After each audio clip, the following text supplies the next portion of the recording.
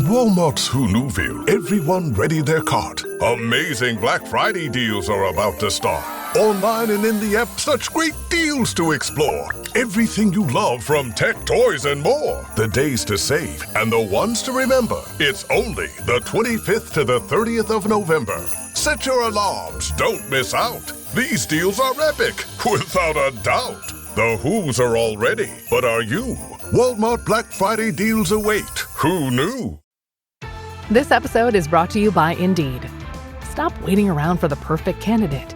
Instead, use Indeed sponsored jobs to find the right people with the right skills fast. It's a simple way to make sure your listing is the first candidates see.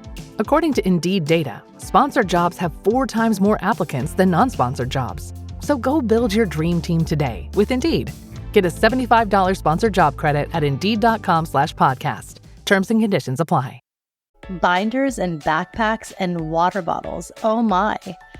It's back to school season. Have you bought all the supplies from your kids' school list yet? Well, don't forget their name labels. My family and I love Name Bubbles. I met founder and president Michelle Brandress at Mom 2.0 and had her on my podcast to share her personal story and how she came up with her brand to help parents stay organized and for kids to learn executive functioning, which means being responsible for carrying their belongings like lunch bags and folders from school to home and back. The labels are waterproof, dishwasher, and washing machine safe. I've thrown their water bottles in the dishwasher so many times, and the sticky adhesives remain intact. My kids enjoy being part of the creative process from start to finish.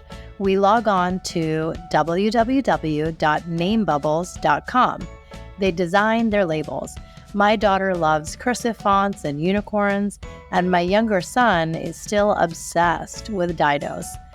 We choose the family pack, and then we have fun labeling all their school supplies. There are packs for daycare, high school, college, and even sports equipment. No more losing helmets and baseball bats. Your label can include an email or phone number for people to contact you if it ends up in the lost and found. Visit namebubbles.com and use my code Momsense25 to receive 25% off your order. That's Momsense25 for 25% off. Happy labeling! There is no hood like parenthood. Hi, I'm Kanika Chadda-Gupta. I'm a former CNN journalist, mom of 3, including twins, and host of That's Total Momsense, the podcast. Now, if I had $1 every time I heard, gee, you have your hands full. On my show, I interview change makers on their life lessons, legacy, and superpower of intuition, which I call our Mom Sense and Dad Sense. I've had the privilege of working with Mom 2.0, March of Dimes, and the White House, and have had some pretty amazing parents on my show. Hey, what's up? I'm Kelly Rowland. Hi, this is Chelsea Clinton. It's me, Bobby Brown. Can't wait to share my story. That's Total Mom Sense is a production of the Evergreen Podcast Network. Be sure to subscribe wherever you listen to podcasts and on YouTube so you never miss an episode. To join my tribe, visit that'stotalmomsense.com and follow me on Instagram at Kanika Chadda-Gupta. Now let's dive into today's episode. Calling all parents, raising the AI generation. We may as well term WWW, that we know stands for World Wide Web, as the Wild Wild West. I'm old enough to remember when the internet became a mainstream global phenomenon during the good old days of dial-up and keyword search. And now our children are native users from birth. How do we help them navigate the digital world using its plethora of tools to further their knowledge, academic research, and connectivity without becoming susceptible to the dangers lurking online? I'm your host, Kanika Chadda-Gupta. I'm a television journalist and founder of That's Total Momsense, the podcast. And most importantly, I'm a wife and mother of 3. Through my interviews and exposés, my mission is to give credit where it's often overlooked: the undeniable impact of parenting on society, following our dharma, our life purpose, and modeling that for the next generation so they can learn from our mistakes and create a better world. I am honored to be joined by Aura partner and thought leader, Roo Powell. She's also a devoted mother of 3 and is the founder of SOSA, which stands for Safe from Online Sex Abuse, a nonprofit raising awareness and combating online child sex abuse and exploitation. Her past work, which spans all forms of media, reflect her passion and advocacy for human rights, covering sex trafficking, poverty, race relations, and child wellness. Roo, thank you so much for joining us today. I have done so much research on you and your work, and you truly are a hero at the front lines. And I want everyone tuning in to know just exactly what you do at SOSA and how you're helping families save lives. Thank you so much. So SOSA combats the sex abuse and exploitation of children online and in real life. And we do this in a number of ways. What we're probably most known for is partnering with law enforcement and working with them hand in hand to conduct undercover operations in order to find perpetrators of abuse. I've watched your documentary style show, Undercover Underage, which is so gripping and gut-wrenching because you actually are a decoy where you become a young girl who's 11 or 13 or 15 and are interacting with these predators in real life. Yeah, so we have, we've got some great tricks that we use in order to de-age me, and we create these homes that look like there are, a teenage girl's bedroom, and there's a lot of context and a lot of things that we do, in conjunction with law enforcement in order to do an effective operation. There's a lot there. We also work in other ways where we advocate for better legislation, and we pair survivors up with trauma-informed therapists. So we talk with schools and parents and caregivers, but what we're best known for is our undercover work. You are a mom, and I feel like every single time a perpetrator sends you a salacious message or a photo or something like that, I mean, it's sickening to think about that this could be my daughter or son in this situation, and you have to forge ahead and capture them. Yeah, it's interesting. Well, yes. I mean, thinking about that is always rough. And then you realize that it is happening to our young people, right?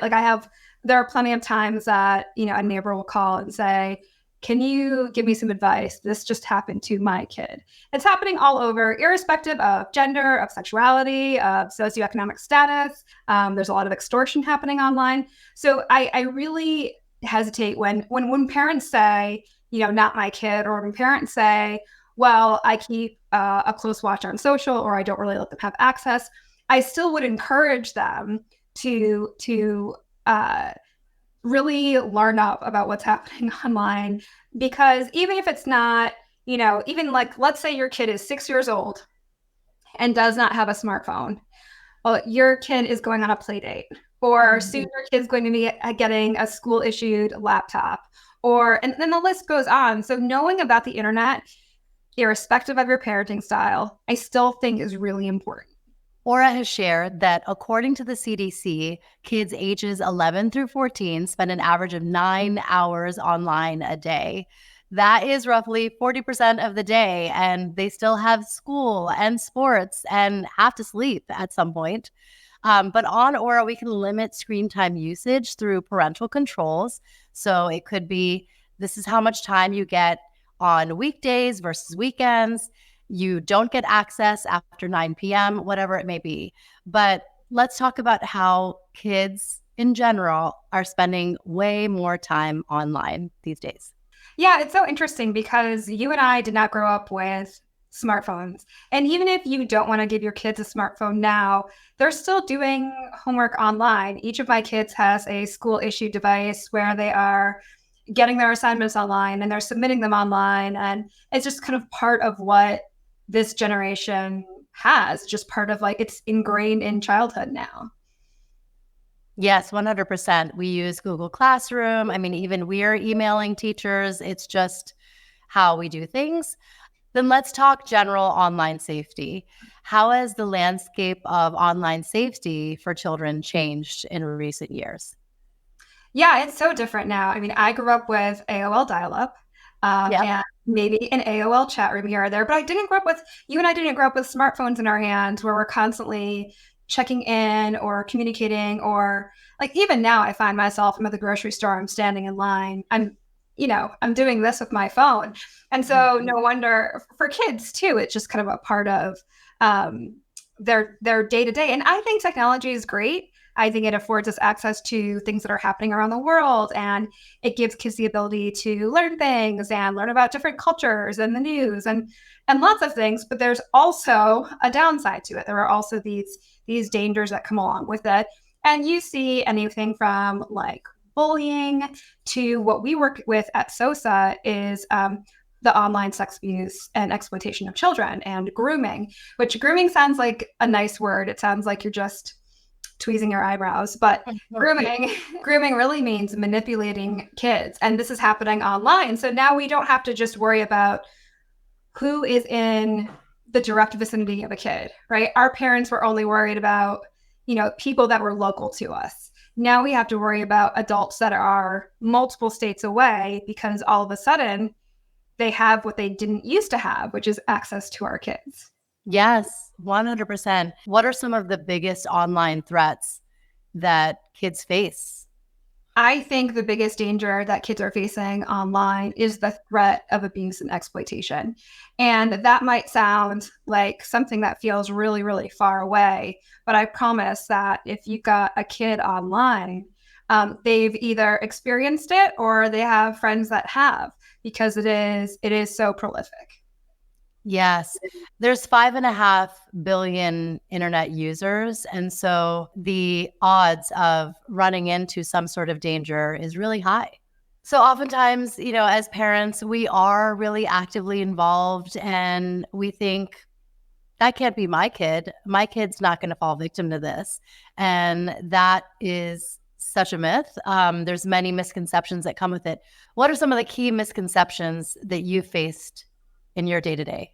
I think that some of those key misconceptions include like, well, if something is wrong, I'm going to be able to spot it. Like I'll totally know that something strange is going on, or that there are good apps and bad apps, safe apps and unsafe apps, or that, only a certain age range is affected. So it's just teens and it's not, tweens or younger or even small children like toddlers and under. I think those are probably the main misconceptions. Also around gender, like only girls are targeted. I think too that especially in 2024, where we're all sharing and sometimes oversharing online, there's this misconception that as long as a child isn't a teenager, that perhaps they are not going to be targeted in some way. And I even encourage friends or people to not post photos of their babies. And I know that seems dark and maybe a little bit ridiculous, but we find that people are looking for pictures of toddlers and infants as well. And you guys can stop me. I can give you a dark what do you call it, example, and then you can cut it out if you want. But I've had to go undercover as somebody, as a bad guy too. So as somebody who is purchasing some really awful material, and I will go undercover as a buyer and I'll say, hey, do you have content? And they're like, yeah, you mean CP? And CP obviously stands for child pornography. And then I go, yeah, what ages? And they're like, all right, I've got ages 1 to 16. What? And of course that's shocking. What do you mean 1? What do you mean 2? What do you mean anything under a specific age? But bad guys, but these perpetrators are looking for content of children, and there is no bar. There is no age bar. There is no age limit. The bar's in hell, And right. So when people are like so excited and they're sharing pictures of babies, I'm like, is your Facebook locked down? Is your Instagram private? Do you know who you're friends with online? Because perpetrators are looking for things that you think are just so innocuous, but they're looking for bath time photos, potty training photos, like cute at the beach photos, running around in a sprinkler photos. That's the kind of content that they are looking for online. So if you're a parent and you've got young children and you're so eager to share really adorable content, by all means do, but like with family that you really trust, not necessarily the whole world. I get really concerned when I'm on TikTok or Instagram and it's images and videos of really small children and you see how many times something was saved. Why are people saving it so many times? Is it for innocuous purposes only? Is it just because it's a cute baby, or is it because there's something darker there? Right. And I think that's how we should all think and be vigilant about, because the minute that it's posted online, it's there forever. And if someone wanted to follow your baby's account through the years, they could do that. And that's something that, my husband and I made a really conscious decision about, because I have 3 kids, twins, and a younger one that I had within 18 months. So I had 3 little ones running around. And, I remember, as many of us do, I took the monthly photos leading up to their first birthday. And I posted those on social media channels. And it was at my twins' first birthday that we talked about how, what if they actually resent us for doing this? When they're applying for a job or when they're old enough to make their own profiles, I wouldn't want my kids to grow up and be upset with us saying, why did you post this embarrassing photo of me at 2 years old? So that's kind of why we decided to stop sharing. And so much so, I mean, even with like their media releases at school, we were like, we don't want them on websites. Like, we want to just protect their identity. And when they have the agency to decide that they want to be featured on something, they can decide that. It's interesting that you say this, because I've been a part of the Mom2 community for a really long time, because I was blogging and I had kids really young, really close in age. I had like 3 and under, and I was posting about them and sharing and writing. Like, it was a great outlet for me. And I was writing about being a parent, and I was writing about raising kids, and I was sharing photos. And then at some point, as I got further along in my work, there was one day that I just went, no, I'm done. And I just shut it all down. And I created a separate Instagram account that was just for like my mom and my siblings and people that, I know for sure, and they know me for sure. And, it was a big move for me, especially because at the time, like, I had this website and I had lots of people who, knew my kids' names and how old they were, and they thought they were so cute. And of course, like, there's this element of like, you're bringing joy and you're bringing relatability and you're sharing as a mom. And I still think that there's room for that for sure. But for me, that evolution has changed. Probably because I know too much. Yeah, I can see that. And there's just a need to be aware. That's all that it is. Like, know what you're doing and be mindful about it.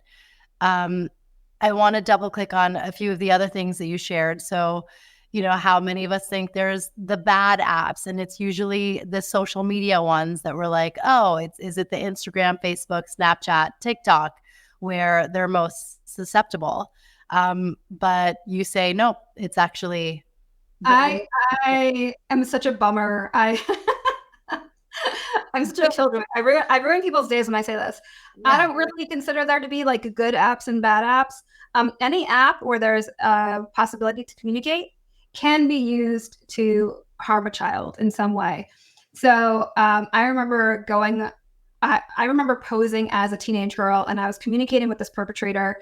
And the perpetrator said, I'm not really comfortable texting you. I'm worried that someone's going to find out what I've been saying to you.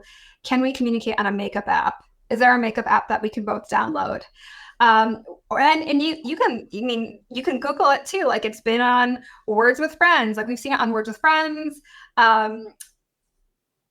coloring book apps. And I know I just ruined a bunch of parents' days by saying that, but I was, at SOSA, we were communicating with one company that has a coloring book app, and they're like, we'd really like for your help because we're dealing with a child predator issue on our coloring book app. And so, yeah, where there's a chance to communicate, the games that are catered to young people or the cuter, super innocuous seeming apps, if there's a way to communicate, there's a way to abuse. Yes. Yes. And that's just basically having a chat function. So even in gaming, it's the Roblox and the Minecrafts and all that. Yeah, I can give you a quick example. So my daughter was younger and she was online, and it was a cute like Pictionary type game where you're drawing and other people are guessing, and there's like this chat box at the side, and there's nothing like there's no profile that you click on, there's no DMing, there's no like direct message or private message, but there's a chat box where people are going, it's a stegosaurus, or it's a building, it's a mug of coffee, and someone goes, hey, I just got new puppies. And if you want to see a picture of them, why don't you add me on Discord? Or does anyone here have Instagram? Or, hey, who else is on, like, does anyone else have, like, let me DM you? Or is anyone on TikTok? Who's got Snap? And so you realize, like, okay, all of these people are talking. And, okay, that is a way that they are attempting to, move them to another platform, but communicate nonetheless. Or kids will make their usernames on a gaming platform the same username as their social media. And lots of perpetrators will do that too. So like, if your username is Kanika plays video games, then maybe it'll be the same on Instagram or Snap or Discord or what have you. There are an estimated 500,000 predators actively engaging online every day. The FBI has found that over 50% of the victims of sexual exploitation are between the ages of 12 to 15 years old. And they are highly skilled in how they lure these young kids in. And so I want you to tell us some of the tactics they use, just so we're aware. Yeah, I would say that, a lot of times it just starts off as being a really innocuous conversation. And that's what we see. And we've conducted lots of these ops, and the conversations are, hi, how are you? And it seems innocuous. And frankly, if you're a parent just looking at a conversation first glance, it also just seems innocuous. Sometimes they're pretending to be young. Sometimes they're pretending to be other like teenage girls that are just trying to befriend your kid, which is, we can put a pin in this for later, but this is also why one of the rules in my household is you don't talk to someone that you don't know in real life, that you've met in person face to face, not just someone's friend of a friend or someone's cousin who goes to another school somewhere, Yeah. And I would say that a lot of times their tactics don't necessarily seem unnerving until you go down the line a little bit. And they, so for example, they will try to get a kid to say yes to a bunch of really innocuous things. And an example is like, hey, Kanika, could you take a picture of what you're wearing to school today? All right, that's pretty normal. Okay, so you send the picture. Oh, Kanika, could you take a picture of what you're eating for breakfast? Okay, and take a picture of, you're walking your dog, take a picture of your dog. Or take a picture of your shoes. And then you just keep saying, or kids keep saying yes. You keep saying yes, yes, yes, yes. Because it's like, in the moment, yeah, that's normal. Yeah, that's normal. And then all of a sudden they ask for something that feels off. But you've said yes so many times, and you've already established this like conversation, this relationship with this friend online that you're like, oh, and then they're like, oh, it's no big deal. It's just a picture of you in your swimsuit. Come on, like it's, that's no big deal at all. And this very much this nurturing a friendship kind of relationship, so many people are craving that. Of course it feels nice. Of course it feels like a safe or friendly thing to do. And so there might be a time where a kid goes, ooh, that doesn't feel right. Yeah. But there's been so much grooming and encouragement that it's hard to say no. Yes. And you've mentioned in previous interviews how, maybe parents think that grooming takes many months. Like, one person is reaching out to their child on many different occasions. And that's actually not true. It takes 8 minutes to groom. It can take such a short amount of time. It can be, you turn around to load your dishwasher, and by the time you're done, somebody has said so many things to your child and has really established themselves as a person that you can trust. And they'll say that. I want to be somebody that you can trust. I want to be like an older brother to you. I want to be someone that you can come to. I'll always have your back. All of those things, like in the context of what we know this to be, sound horrifying. But by themselves, like a friend saying, I'm always going to be here for you, sounds wonderful. It sounds welcoming. It sounds supportive. And it certainly doesn't sound creepy. With all of that in mind, I think it's important as parents and caregivers and communities that we're setting up structures and guardrails to help guard our children. What we find is that a lot of perpetrators will use photos of exploited children to get more photos of other children. So they'll do exactly that. Hey, I'm your age. You're so pretty. We should be friends. Like, this is so cool. You like to do this? I like to do this too. Using the same language, talking about the same hobbies. And they'll even say, oh, there's this really nice person who said that they'll give us, they'll Venmo us money if we just send cute photos of us smiling. And so, it's like one is fully cute photo. Listen, all you have to do is do poses just like I'm doing them. You do those poses too. And then we'll just send over and they'll Venmo us. But what they're doing is that it's these perpetrators who are sending photos of children who have already been exploited. Yeah. And they're saying you do the same because they're now collecting more photos of more exploited children. Exactly. So that is, and it's hard because I think even if you're somebody who's checking your kid's phone constantly, you see texts from somebody who is your daughter's peer, same age, using the same language, unless you're really digging deep, it's hard to know what to look for, which is why it's so important to have those conversations with your kids, because then your kids know what to look for. They're like, wait a minute, this isn't, mom just told me about something like this. Of course, you want to, and it's so flattering. It's so flattering. Right. Like, oh my gosh, really? Thank you so much. Yeah. So it's not, I feel so badly when kids feel like they can't come forward and say what happened because there's so much like fear and shame there. There's one more tactic they use that I just want you to shed light on, the numbers game. The numbers game is something a perpetrator might use with a kid, and it's order to not just gain information, but to like build trust. So it's a series of questions, and there's a number that's associated with each question. And it kind of reads like an AOL forward from back in the day, like, oh, what's your favorite color? What's your favorite, snack? What do you like on your pizza? And so there are a lot of questions like that. And Kanika, if you and I were both looking at it, I would say number 3, and you would look at number 3 and I would say, what color are your eyes? And you would tell me. And, but as you move further along and you're asking questions about, favorite food and how tall are you, the questions become more salacious in nature. Like, what's your bra size? Or, have you ever XYZ? Have you ever done this, sexual act? And then it gets further, like, would you ever with me? Or do you ever think about me? Or would you ever? And so then the questions are sexual and in nature and, in some cases illegal. But what I think is really interesting, what removes the grossness from it is that they're not saying specifically, what's your bra size? They're saying number 17. And you go to number 17 and it's not them asking, it's the questions game asking. Questionnaire. Yeah. It just happens to be there. So, okay, number 17. And for whatever reason, I feel like doing that takes away that yuck factor for some kids. And so that is a game too that I've told my kids know to avoid the numbers game. They know that's a red flag, although I'm sure in some cases it's still popular among children, just as AOL forwards were popular with us. Yeah, exactly. I mean, I still remember the acronym ASL. Do you remember that? Oh, yeah. And when, my friends and I, this was when we were probably like 13, 14, and, AIM chat rooms were like booming.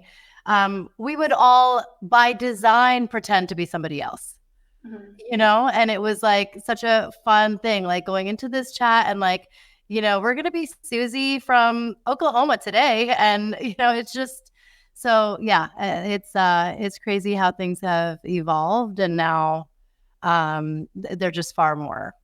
Well, ASL, age, sex, location is honestly still being used in 2024, which is wild. But that question still comes up too, ASL. Another thing that we do is we have a contract, and it's, very elementary at this point. But even kids know how much screen time is too much, because then they like everything's haywire and they go a little nuts. And so, even my 5-year-old knows that, like, okay, after 4 shows, like, I'm good. That's 2 hours. Like, I'm good. I don't need to watch any more Pokemon after that. And so, yeah, it's like knowing that, okay, well, then that's what we're putting in the contract. Like, you're not going to click on that 5th show because your time's up. That's all you're getting, and that's way more than you get during the school year because it's summertime. And Aura has settings for this within, its software, which is great. You can go onto the app, and they actually can't like watch anymore. If it's like on YouTube Kids, for instance, it will just turn off when the time limit's up, which then it's like there's no yelling, there's no struggle. Like, we agreed that this is the time frame you have, and it's going to turn off. And it's Aura's fault. Aura just turned it off. Yeah, it's so true. What are some practical takeaways for summer safety online? Well, I would say that what parents can do, parents and caregivers can say at nighttime, charge devices in a common space. So I know a lot of us will do the phone on the nightstand, and teens and kids might do that too. But instead, if you put all of that in one spot, maybe it's on the kitchen counter, or you have one of those charging stations that's in the living room. But that way, nobody's poking around online overnight, where honestly, a lot of the more treacherous stuff happens. But putting it in a common space, I think, is a really good, just general safety practice. Another one is, let's say your child wants to download a specific app. You download the same app too, so you know the features on it. So, for example, like Snapchat, what some parents might not know is Snapchat has a parent safety feature on it. So I can't read all of my kids' messages on Snap, but I can go on it and I can see everyone they've spoken with in the past week. And I know, okay, yeah, this is her lab partner. This is the next door neighbor. And that's just a great way for me to stay involved in what she's doing. Same with, like, let's say your kid wants to download a gaming app. All right, well, you download the gaming app. What are the features? What are the things that cause you concern? What are the things that are confusing? So I think knowing what your kids want to download is a great summer safety tip. I think that having just like no screen time moments is great, just because getting away from the devices for a period of time, it is good. I remember in the summer, I would watch a lot of movies. I was like, my grandparents would watch me over the summer, and I wasn't doing any camp. So I was watching like Three Ninjas and eating macaroni and cheese, and then watching The Sound of Music in the afternoon. And it was probably too much screen time for me then. And I think like a lot of like Snapchat or TikTok is probably too much screen time for our kids too. So having some screen time boundaries, whether that's via the app or using something like a lockbox, is really smart too. Another thing I don't know if your kids do sleepovers, and some folks are pro sleepover or anti sleepover. I allow kids to sleep over at my house. But what I do during those sleepovers, I let the parents know, hey, after 10:30 p.m., all of the phones are going to go into the kitchen. They can come text you or call you or whatever they need to do. It's not like I'm blocking your kids' access to their phone. It's just that anyone who wants to use their phone, they're going to use it in the kitchen, because I don't want, kids late at night, phones. It just feels like a recipe for disaster. So what resources, whether it be websites or books or courses, do you recommend for parents to stay informed about online safety? I think following SOSA on Instagram is great. We've got some resources online. We share some good, bites of information and tips, and even some cases too that can just give you some insight into how things are happening or how things are operating online.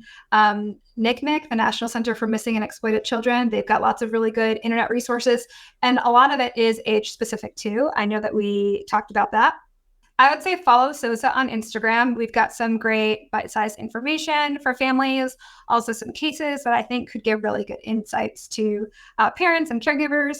And then also a couple websites, including Aura's digital parenthood website. NCMEC is the National Center for Missing and Exploited Children. They have a Net Smarts course for young kids too. That's great. And to add to that, I would say definitely subscribe to Aura's YouTube channel. That's where you can watch tutorials on how to download and actually navigate the parental controls. You can find out what your digital parenting persona is. And for me, I'm the digital shield parent, which means that I take a very proactive stance on digital safety and how I'm kind of protecting my kids online. And that's accurate because they are sub 7 years old. It'll give you an understanding of how you are as a parent and maybe what you could improve on and learn from. Thank you all so much for watching our in-depth conversation today. Roo, you are a hero. Thank you for your service to our community of parents and families in protecting our children. This conversation isn't intended to be fear-mongering or parent-shaming in any way.